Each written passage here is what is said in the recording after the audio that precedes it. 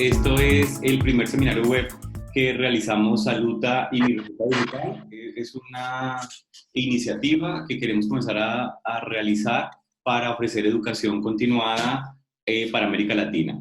Nos acompaña el doctor Luis Espinosa Sierra. Luis Espinosa es médico de la Universidad de Potosí y es especialista en neurología de la Universidad Nacional Autónoma de México y neurofisiólogo de la Universidad Autónoma de México y doctor, tiene un PhD en el Tecnológico de Monterrey. Luis es creador de Mi Receta Digital. Bienvenido, doctor Espinosa, qué bueno tenerlo con nosotros. Gracias, buenas tardes. También nos acompaña la doctora Laura Marcela Gil. Laura Marcela es médica de la Universidad Javeriana, es psiquiatra de la Universidad Javeriana y tiene estudios de maestría también en terapia en TBT y tiene su práctica profesional en este minuto en Santiago de Chile. Y está con nosotros también el doctor Abel García. Guerrero, perdón, el doctor Abel Guerrero, discúlpenme, que es médico también, psiquiatra de la Universidad Nacional, médico de la Universidad Nacional, psiquiatra de la Universidad Javeriana, y tiene su práctica en este minuto en Bogotá, pero está próximo a trasladarse a la ciudad de Santiago también. Bienvenido a los tres, gracias a los tres por el esfuerzo de realizar este seminario web y por comenzar estas actividades con Saluta. Saluta se define como un centro de salud digital, hace parte del ecosistema de emprendimiento digital que existe en Chile y estamos realizando actividades en conjunto con Mi Receta Digital y con otros emprendimientos en América Latina, tratando de convertirnos en ser un vocero de estas actividades y de la salud digital para todo LATAM. Así que bienvenidos y comenzamos con el doctor Luis Espinosa. Buenas tardes a todos en América, buenas noches en Europa. Estamos iniciando, como ya dijo Mauricio, una iniciativa de educación continua. Muchas gracias a Saluta por la invitación. Y bueno, en esta ocasión voy a hablar de herramientas prácticas para el abordaje de las demencias. Esto tiene un enfoque, como su nombre lo dice, netamente práctico, de manera que podamos en poco tiempo, en pocos minutos, abordar un tema complejo y un tema que viene siendo hoy en día un problema de salud pública. Ok, muy bien. Entonces, como les decía, hablaremos brevemente de lo que son herramientas prácticas de abordaje en las demencias. Puse entre paréntesis demencias a propósito por la siguiente razón. Desde 2010 se considera que lo apropiado es llamarles deterioro cognitivo en cualquiera de sus formas, que puede ser leve, moderado o severo. Y por eso he puesto entre paréntesis demencias. Pero ¿qué son las demencias o qué pasa en el mundo con las demencias? Con el deterioro cognitivo. Somos alrededor de 7 billones de personas en este planeta. Alrededor de 600 millones son mayores de 64 años. El 10%, poco menos, de esos 600 millones tienen deterioro cognitivo. Estos son datos de la Organización Mundial de la Salud. Pero lo más preocupante no es eso. Lo más preocupante en el tema del deterioro cognitivo es que se calcula que alrededor de 9 a 10 millones de personas van a ser diagnosticadas con deterioro cognitivo cada año, lo cual es sumamente grave. Y bueno, Mauricio nos hablará de lo que es la salud pública. En realidad es un problema para el que todos los sistemas de salud, me refiero a aquellos de países de alto, mediano y bajo ingreso, están rebasados. Por lo tanto, es fundamental, y esta es una de las razones de este webinario, es fundamental que el médico de primer contacto tenga los conocimientos para el abordaje para la identificación y eventualmente el manejo de estos pacientes. Nosotros en la escuela dividimos el conocimiento a nuestros alumnos en identificar, diagnosticar y tratar, que son los 3 niveles que identificamos de un médico para abordar una patología. Aquí el primer paso será identificar y en eso vamos a centrar los siguientes minutos. El deterioro cognitivo no es una consecuencia inevitable del envejecimiento. Es decir, no va de la mano con el aumento en la edad. Si bien la edad sí es un factor de riesgo, hay una asociación, no es per se una consecuencia inevitable. He mencionado y de aquí en adelante voy a hablar de deterioro cognitivo, que en realidad es un síndrome compuesto de múltiples signos y síntomas. Un síndrome de deterioro donde se afecta la memoria, la conducta y algunas capacidades para el desempeño de la vida diaria. De tal manera que cuando tenemos únicamente afectada la esfera de memoria, por ejemplo, podemos incluso plantear diagnósticos diferenciales. Cuando tenemos alguna de otras áreas que voy a mencionar más adelante, podemos plantear diagnósticos diferenciales cuando solamente una de estas esferas está afectada. Como mencioné previamente, el número de personas con deterioro cognitivo aumenta rápidamente. De hecho, es muy común en cuanto al diagnóstico que en la población general se hable de Alzheimer como un sinónimo de demencia o de deterioro cognitivo. Desafortunadamente, Alzheimer es una de varios tipos de demencia. No hablaré aquí de las categorías o de los diagnósticos diferenciales. Cabe mencionar Alzheimer, demencia vascular, por cuerpos de Lewy, frontotemporal, etc. Sin embargo, creo que el hablar de los diferentes tipos escapa a los objetivos de esta presentación. Y sí, voy a decir que es una de las principales causas de discapacidad y dependencia en los adultos mayores. La otra es la enfermedad cerebrovascular, que espero en alguna otra oportunidad abordar este tema. Entonces, tenemos que es un problema de salud pública y que es una de las causas principales de discapacidad y dependencia en adultos mayores. Pero ¿cómo lo vamos a identificar?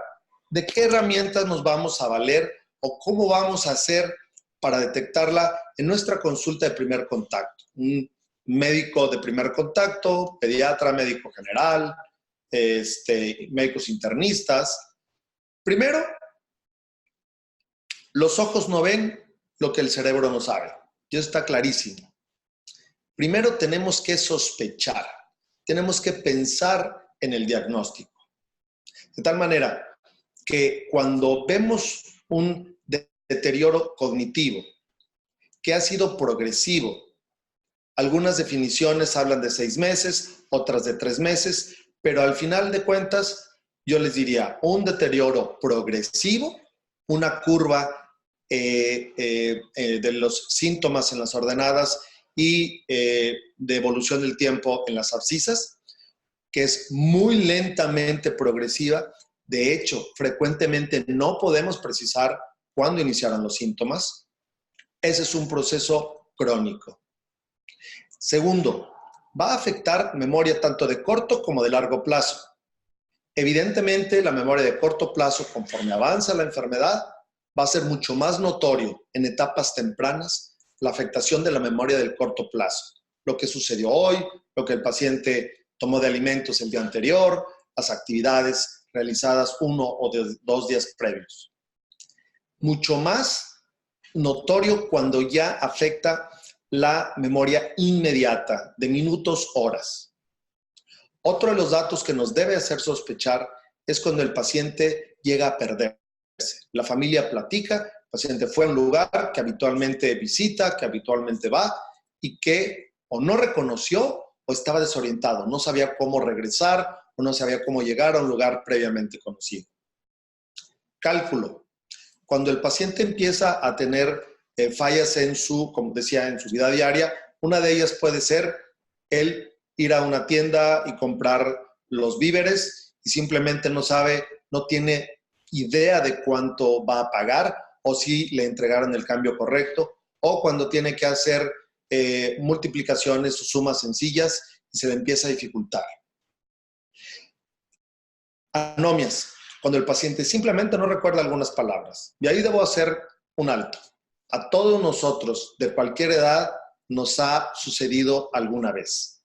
Y no es lo mismo que no sepamos de repente el nombre de una persona o identificar algún objeto de la vida diaria como una pluma, unas llaves, y pasa por muchas causas. Sin embargo, cuando esto es repetitivo, cuando lleva mucho tiempo ocurriendo cada vez más, y esto es de todos los días, entonces hay un problema cognitivo. Juicio. Habitualmente la manera de explorarlo es con un refrán, el paciente lo completa, con una frase muy conocida.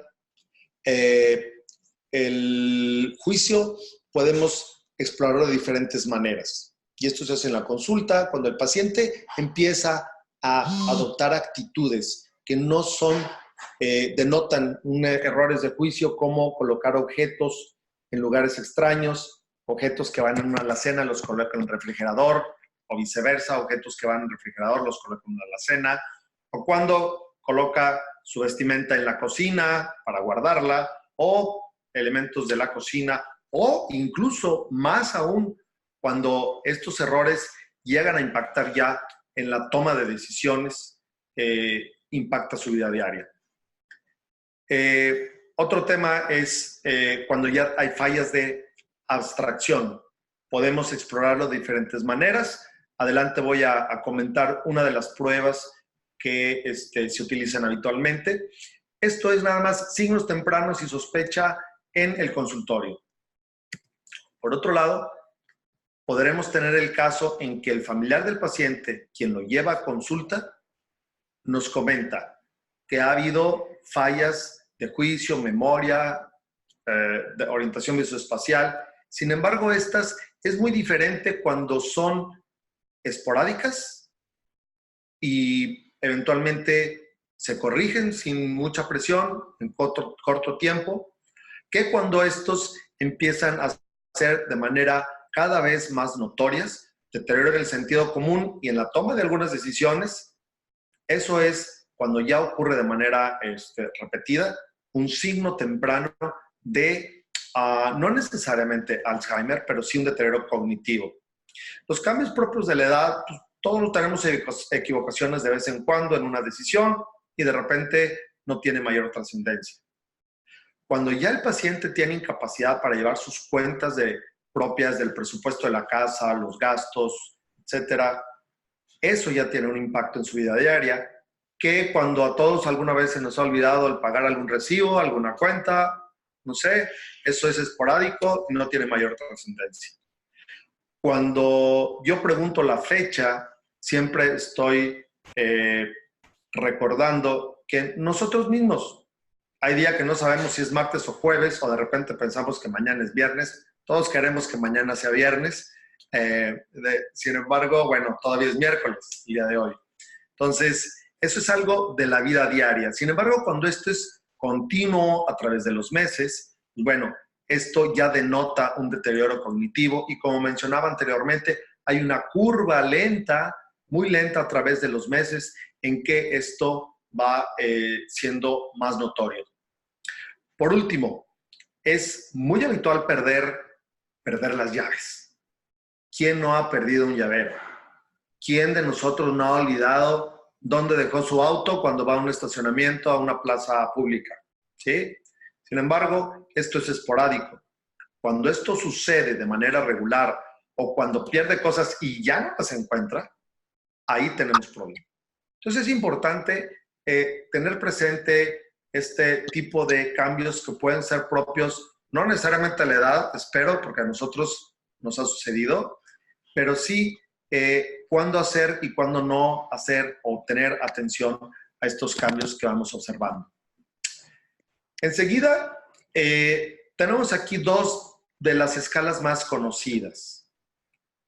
La escala de Feinstein, conocida, o Mini-Mental, que hoy tiende a usarse menos y la evaluación cognitiva de Montreal, que cada vez usamos con mayor frecuencia, y es en la que yo les comentaba que hay por ahí algunas pruebas de abstracción. Voy a comentar una de las preguntas de la prueba de MoCA.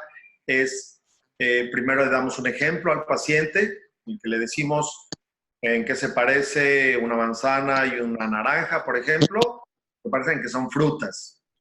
Y luego le preguntamos en qué se parece una tren y una bicicleta. El paciente tiene que responder que son medios de transporte. Si comenta que tienen ruedas, que son de tal color, ahí no está haciendo correctamente la abstracción que esperamos.